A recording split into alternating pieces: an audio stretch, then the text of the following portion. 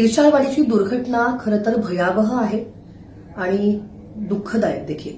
तेव्हा इर्शाळवाडी आपत्तीग्रस्तांसाठी जर तुम्ही मदत करताय तर हे मुद्दे अगोदर लक्षात घ्या।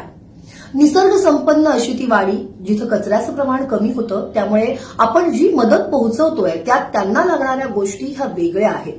2 दिवसांनंतर ह्या गोष्टी वेगळ्या असणार आहेत, आठवड्याभरानं वेगळ्या, तर महिन्याभरानं आणखी वेगळ्या असणार आहेत। तेव्हा त्यानुसार त्याचा अंदाज घ्या आणि मग तुमची मदत ठरवा। पाण्यासाठी लिटरच्या भरमसाठ बाटल्या पाठवण्याऐवजी 5 लिटरचे जर तुम्ही कॅन नेले तर हे कॅन त्यांना नीट उचलता येतील, तसंच त्यांना त्याचा नंतर वापर देखील करता येऊ शकेल।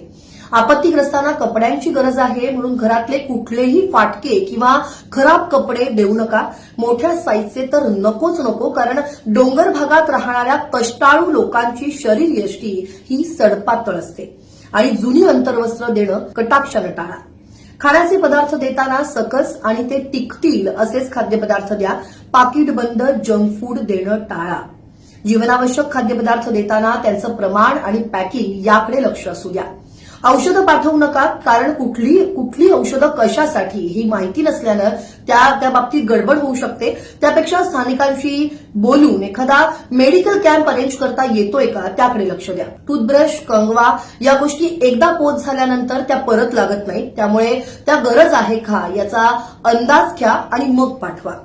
टूथपेस्ट, खोबरेल तेल, साबण या गोष्टी एकदा पोच झाल्यानंतर आठवडा किंवा 15 दिवस त्या पुरतात, त्यामुळे सरसकट सगळ्यांनी या गोष्टी पाठवण्या अगोदर विचार करा, त्याचा देखील अंदाज घ्या।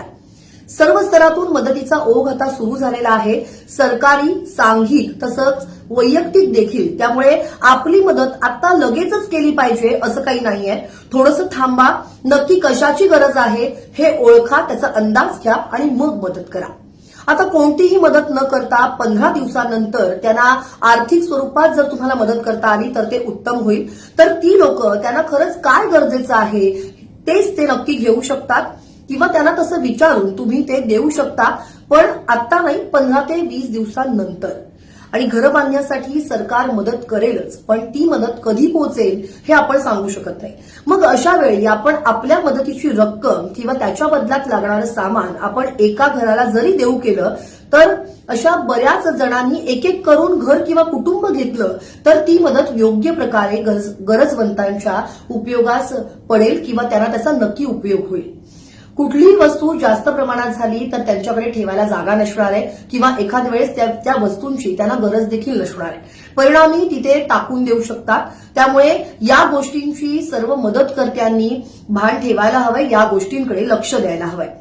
वर्षभरापूर्वी जेव्हा महाड पुराच्या वेळी संपूर्ण महाडभर पाण्याच्या प्लॅस्टिकच्या बाटल्यांचा कचरा, कोणीच न घेतलेले कपडे, फाटलेली खराब झालेली अंतर्वस्त्र, प्रत्येकाच्या घरात ढिगानं साचलेली अन्नधान्याची पॅकेट्स, गरज नसताना कुरकुरे आणि मॅगी भरून आलेले मोठमोठाले टेम्पो, लोकांची खरी गरज न ओळखता आलेलं सामान आता आणलंय तर मग कोणाला तरी वाटून टाकूयात, ही मदत करणाऱ्यांची वृत्ती, हे सर्व पाहता ही मदत सत्कारणी लागलेली नाही हे दिसून आलेलं आहे। म्हणूनच अनुभवातून, खरं तर स्वानुभवातून आलेल्या या टिप्स मी शेअर करतेय।